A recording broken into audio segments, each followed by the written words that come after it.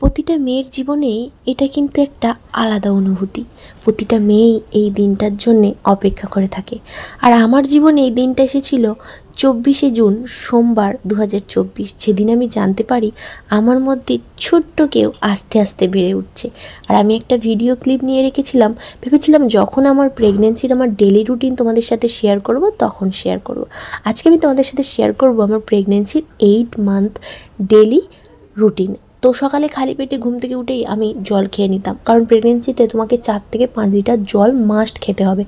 জলটা কিন্তু খুবই প্রয়োজনীয়। তারপরে দেখছো সাজে জিনিসের জায়গাটা এখন মেডিসিনে ভর্তি, যেটা আমি ছোটোবেলা থেকে খেতেই পছন্দ করতাম না। খালি পেটে থাইরয়েডের ওষুধ খেয়ে নিয়ে 1 গ্লাস দুধে মাদার সলিডসগুলো খেয়ে নিতাম।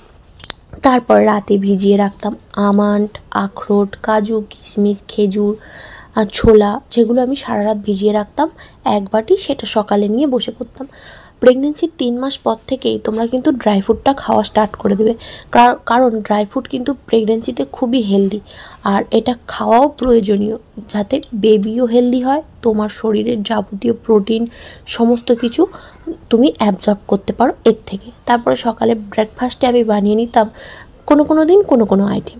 বেশিরভাগ আমি চিড়ের পোলাও, রুটি এগুলো রাখার চেষ্টা করতাম। অন্য জিনিসও থাকতো, এই সব জিনিসই আমি অল্টারনেট করে প্রত্যেক দিন ব্রেকফাস্টে রাখার চেষ্টা করতাম। আর টক দইটা চিড়ের পোলাওর সাথে খেতাম। টক দইটা খাওয়া খুবই ভালো, উপকার, হেলদি বললেই চলে।